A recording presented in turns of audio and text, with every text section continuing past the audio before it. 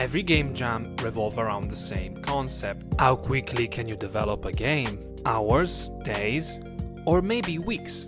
Regardless of your time constraints, you always have to deliver a complete product.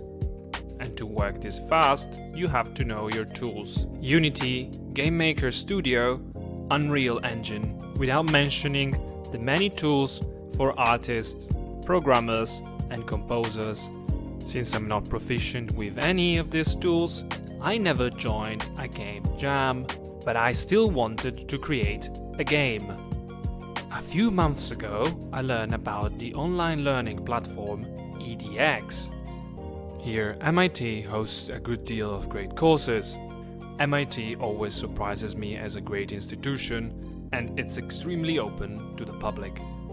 If you haven't done it yet, I highly recommend you to visit MIT OpenCourseWare.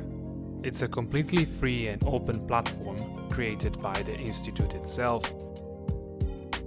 However, it was a course developed for EDX that got my attention. The course is simply called Introduction to Game Design and officially ended in July 2016. But also EDX allows users to browse and interact with archived courses completely for free. The course is really well made, and it takes the student from paper and digital prototyping to user interface and business models. Admittedly, there is not much programming in this course, but that is also one of the main reasons why I picked it in the first place.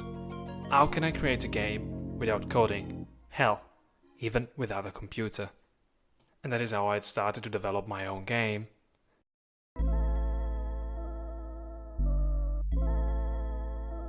It all started with a simple challenge.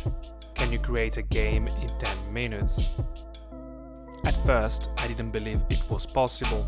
After all, I only ever saw professionals doing it in much longer time, but after witnessing the excellent course tutors doing it, I convinced myself I had to try. The challenge requires you to use pen and paper. No coding, no computer, just good old craftsmanship. You have to think how to make this playable, fun, and balanced, in this order or otherwise. Although you're not guaranteed these results, in one way or another, you will finish this game, if only the shadow of a complete game. Don't be afraid of making a bad game, just make one. For this challenge, you will need a timer, some papers to represent your scenario and other elements, and some papers to write your rules on. Flashcards and post-its are very useful. You also want some writing instruments. Restrictions here will make you think of a more creative solution. So one color should be really enough. If you want to use other tools like scissors, you're free to. But remember that you have to stay under 10 minutes. Finally, remember dice if you decide to use them, and something to mark the player position if you think you need to. It's entirely up to you. You should think fast and act faster. Every idea can be good. If you implement it correctly, you can make your game competitive, cooperative, or a mix of the two. You start by choosing a setting and a theme, like space, the ocean, Halloween, or whatever you fancy. Then you start drawing your board. It can be extremely abstract. Circles for planets or trees, squares for houses or rooms.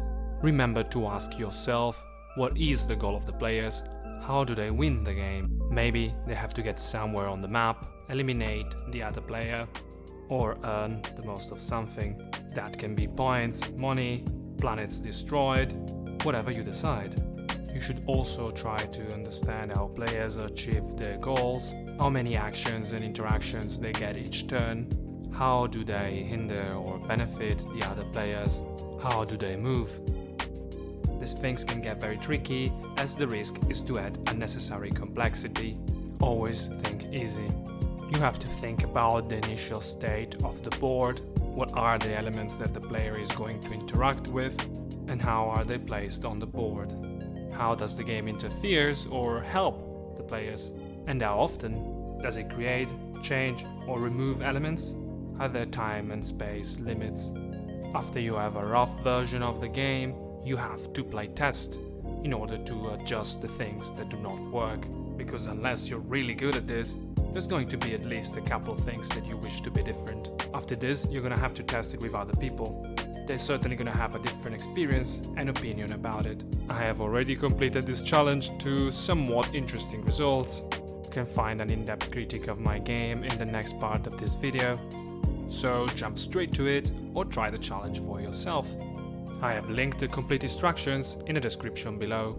I think that paper prototyping is still an undervalued instrument, and I hope that the benefits of it will be apparent from this series.